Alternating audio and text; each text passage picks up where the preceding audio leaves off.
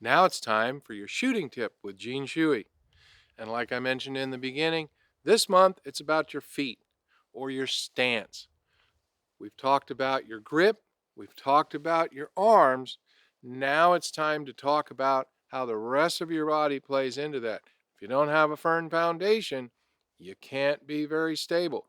Check it out. In this month's shooting tip, we're going to talk about foot stance. The foot stance is the other half of your upper body in the muzzle control, in recoil control, and also target accuracy, as well as being able to transition from left to right to center and everything, kind of like a trap shooter. All right, let's get into it. What I'm going to do is this. As you can see, the gun is empty, and the slide is locked back, and the magazine is in. There's very little that I can do to make this gun operative right now. All right, we'll say the camera is the target, and we're going to go down to my feet. We'll say I just shot over here. All right, I'll bring the gun in, and I'll slide this foot back, and now I'm in this position. Remember that from our grip position in our previous class? Okay, I bring it out. Now, I like to shoot this way because I can move left, right, and down. However, if I'm shooting a Magnum, it's a bit different. What I will probably do is to move this foot a little bit forward, kind of like a boxer stand. Okay? Now, what about this being locked out, this being locked out, and this being here? It'll be relatively that way. This arm will probably be straighter. This one might have a little bend. But there's a trick to that. I can also shift this way and do that. But that's going to take a little bit of practice. I want you to do it this way, just like this.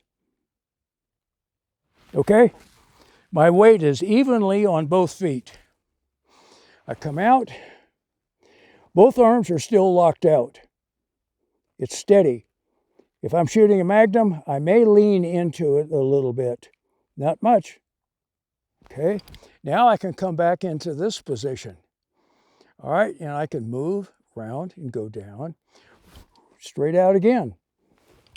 Excellent position. Or we can do it with the isosceles, which is straight like that. Either way is comfortable for me. I have adapted to many shooting positions because the target or the situation may call for that. So I encourage you to try each one of these and practice it because it may occur.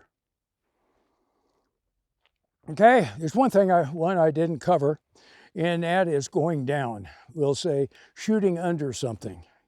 Okay, there's several ways to do it, depending upon your flexibility and your age and things of this nature.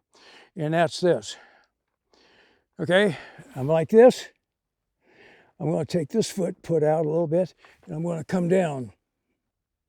Okay, that's one way. The reason why I like to squat is because I can jump from side to side and get up very, very quickly in case they're shooting at me, or I have to move. All right, another way to do it.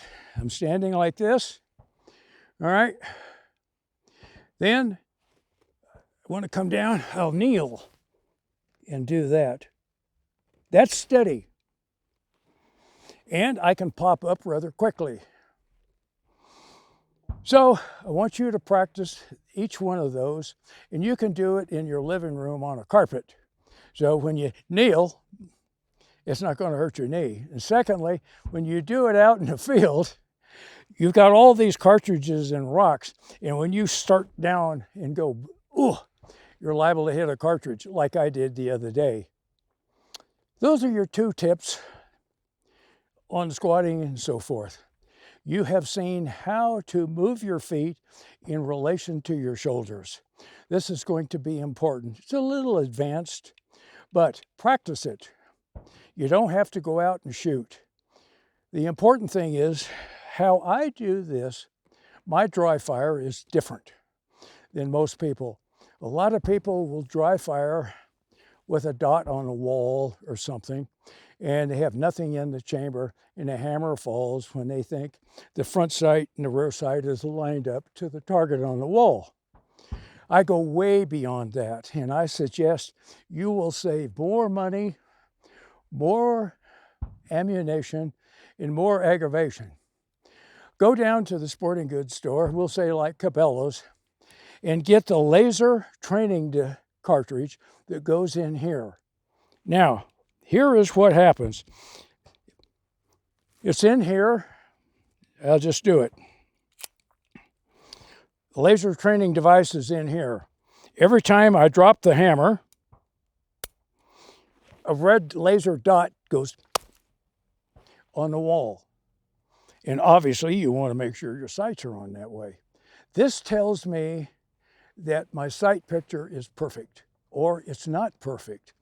And we will get into this in another class, and that is how to diagnose the red dot when you do your dry fire. But this will be the best way to do it.